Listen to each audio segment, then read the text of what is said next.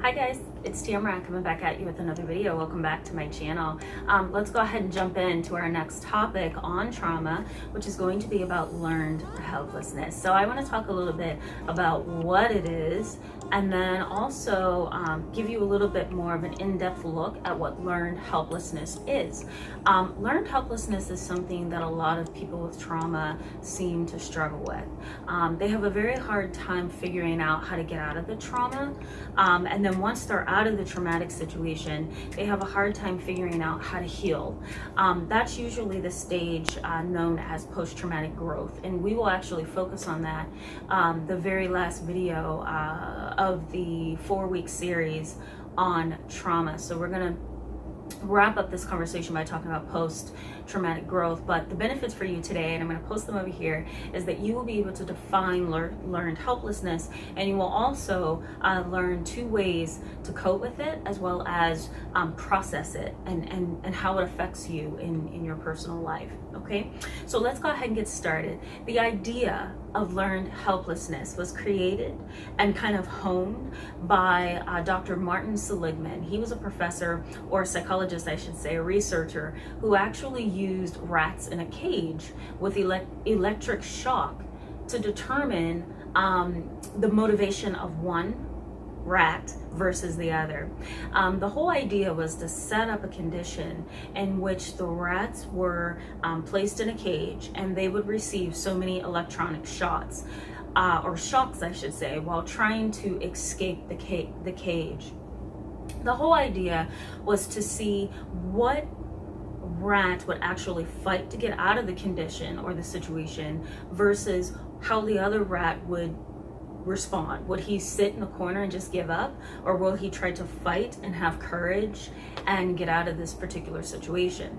Now, when we study psychology or neuroscience or anything of the kind, we typically use rats to kind of test how a human would respond. There's a lot of controversy about that, of course, and there has been for years, but it's the best way that neuroscience researchers know how to evaluate and predict potentially how humans would respond to certain things in their environment. So when we're thinking of learned helplessness, we're also thinking of the response that the rats had displayed. And we kind of see that as an example of how humans respond when certain conditions are set up in their life. We see that there are some rats who can get out of the situation, and we also see that there are some who will just sit and completely give up. It's the same thing for human beings as well. All right, so Martin Seligman had a little bit of some wisdom there in trying to determine, well, how does this affect human beings, right? How does this affect their internal motivation? And so researchers came up with 2 interesting terms. One, which I'm going to put over here, is internal locus of control. 2 is external locus of control. The whole idea is, how do you feel motivated, and what motivates you? What motivates you to get out of a negative situation? What motivates you to overcome and to fight and to get out of a situation that you feel trapped by? What motivates you? For a lot of people, it's an internal locus of control. All right.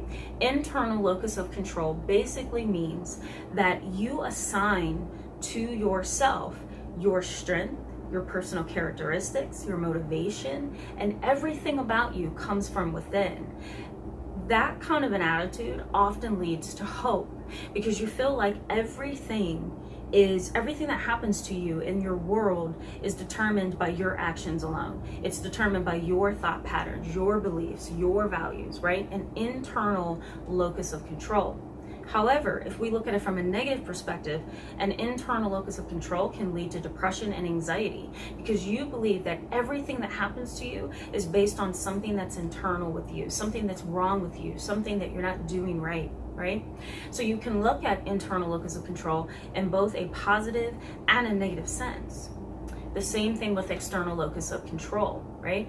External locus of control basically says that everything that happens to me is due to things outside of me, right? Karma, God, my inability to make friends, right? Or my inability for people to like me, or my appearance, right? Or, the car I drive, the house I live in, right? An external locus of control, right? That everything that happens to you is due to things outside of yourself.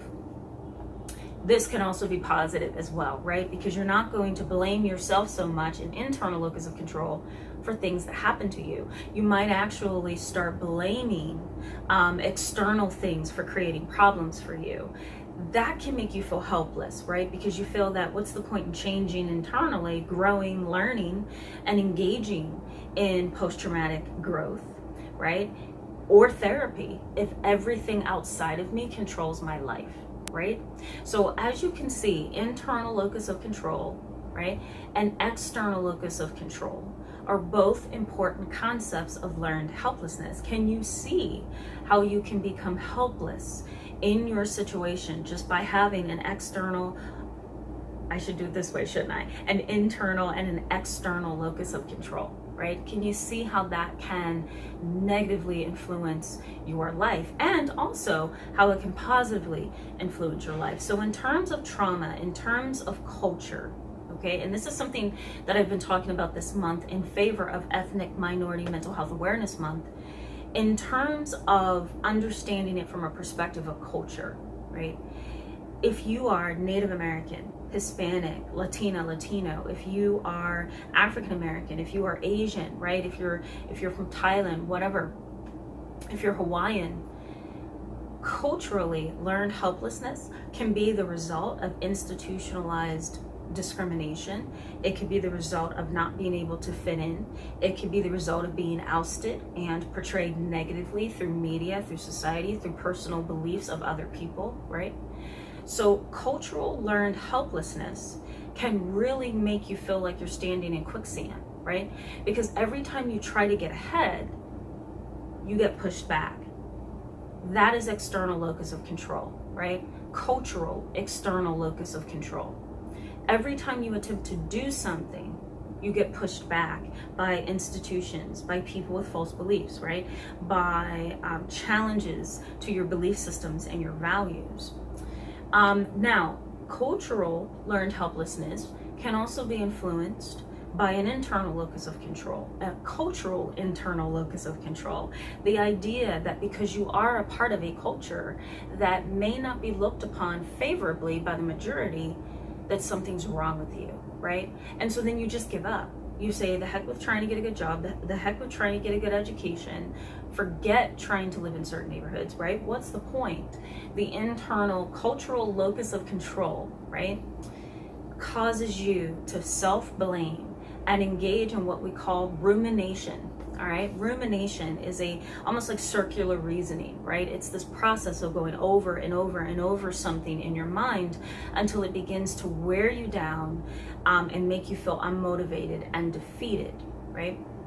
So learned helplessness in terms of culture is something that is important for us to keep in mind, especially this month as we're focusing on ethnic minority mental health. Right? We have to figure out how can we get through this learned helplessness and gain the tools and the skills that we need to survive it. That's a very, very good question.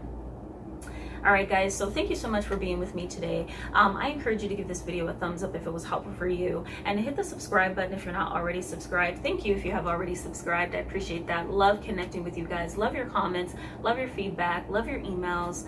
Keep them coming, guys. Totally love it.